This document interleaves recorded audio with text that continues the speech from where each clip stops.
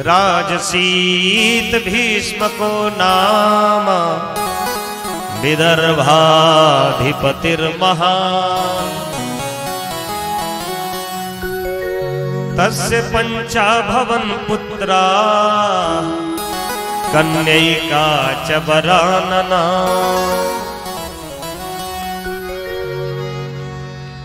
कुंडनपुर के महाराज थे भीष्मक महाराज, जिनके जीवन में 5 बेटा थे और 1 बेटी थी। सबसे बड़ा बेटा था जिसका नाम रुक्मी और बेटी का नाम रुक्मिणी।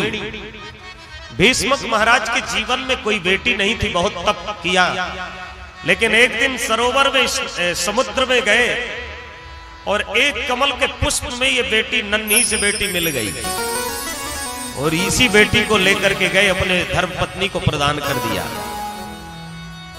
तो यही सीता ही रुक्मिणी है और यही लक्ष्मी है। यही धरती से प्रकट होती है सीता और धरती में समा जाती है ये सीता, और यही सीता ही रुक्मिणी के रूप में आज भीष्मक महाराज के यहां पहुंची। तो भीष्मक महाराज चाहते थे कि मैं अपने बेटी का विवाह द्वारकाधीश से करूं, लेकिन रुक्मी चाहता था कि मैं अपने बहन का विवाह शिशुपाल के साथ करूं। तो पिता की बात जब नहीं माना तो फिर पिताजी ने कहा ठीक है, विवाह पक्का कर दिया। रुक्मिणी को जब पता चला कि मेरा विवाह पक्का हो चुका है, मेरे भाई ने विवाह पक्का कर दिया शिशुपाल के साथ, तो रुक्मिणी अपने भाभी के पास पहुंचती हैं और कहा, भाभी मैंने अपना पति तो द्वारकाधीश को बना लिया है, तो फिर अभी तक क्यों नहीं बताया? पत्र लिख दिया, कहा एक पत्र लिखो और द्वारकाधीश के पास भेज दो। लेकर के कौन जाएगा? कहा पंडित जी। रुक्मिणी जी ने पत्र लिखा और पंडित जी पहुंचे, बड़ा स्वागत किया है भगवान ने।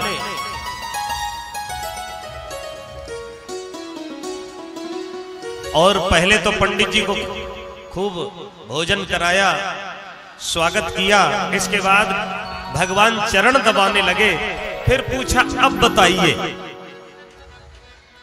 क्या आदेश है? सोई पत्र निकाल करके पंडित जी भगवान को दिए। भगवान ने कहा, आप ही इस पत्र को सुनाइए, क्या लिखा है इस पत्र में? बहुत सुंदर रुक्मिणी पत्र में लिख रही हैं, श्रुत्वा गुणान् भुवन सुंदर शृण्वतां ते निर्विश्य कर्ण विवरैर्हरतोऽङ्गतापम् रूपं दृशां दृशिमतार्थ रूपं दृशा दृशिमतामखिलार्थलाभम् त्वय्यच्युता विशति चित्रमपद्रपं मे।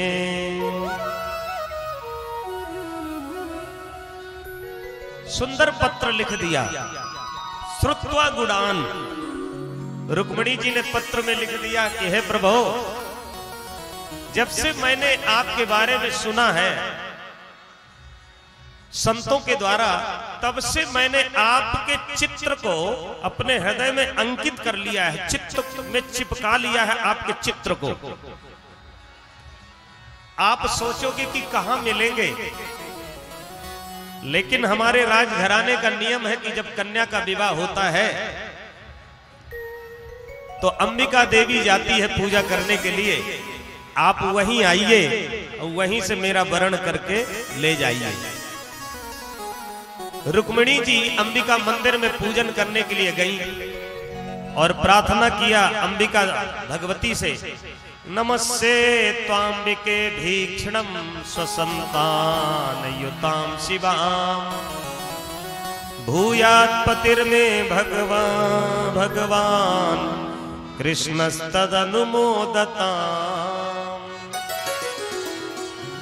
हे अंबिका देवी, मुझे आज पूजा का पूरा फल चाहिए। सोई अंबिका भगवती प्रसन्न हो गई और एक पुष्प आंचल से गिरा भगवती के, और वो रुक्मणी जी के गोद में गिर पड़ा।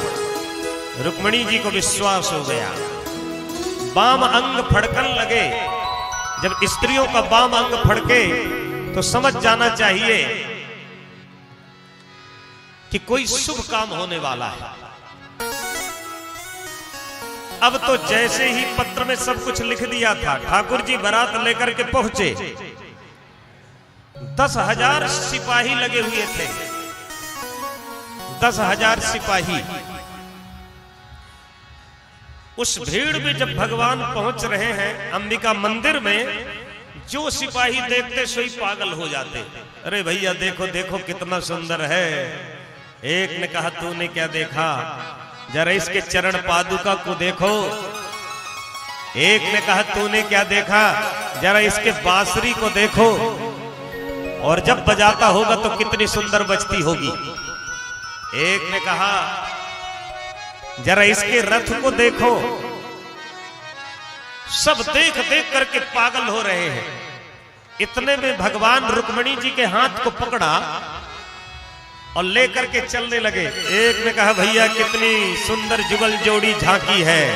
गदगद हो गए।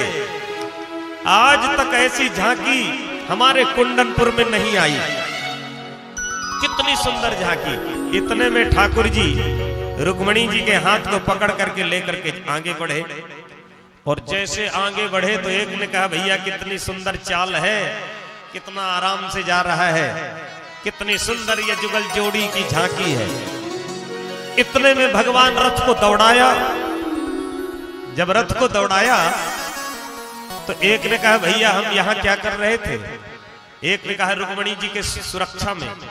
एक ने कहा ले गया ले गया ले गया, टेढ़ी टांग वाला ले गया। अब बताओ, दूल्हा बन करके आया था शिशुपाल और दुल्हन किसी और के साथ चली गई। कोई बारात लेकर के आए और दुल्हन किसी और के साथ चली जाए तो कितना बड़ा अपमान। ये शिशुपाल मूर्ख था।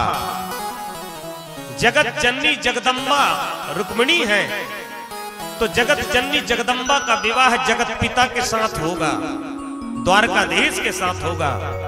और जो जगत के जननी को अपने पत्नी बनाने का प्रयास करेगा उसके साथ यही होगा।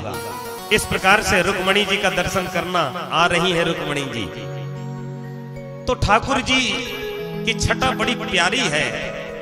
दर्शन करेंगे आप लोग। बोल द्वारकाधीश भगवान की जय हो, रुक्मणी मैया की जय हो। शिशुपाल लज्जित होकर के चला गया और रुक्मी ने प्रतिज्ञा कर लिया कि कृष्ण को छोड़ूंगा नहीं। पीछा किया। भगवान ने साले साहब को रथ में बांध करके रथ को दौड़ाया।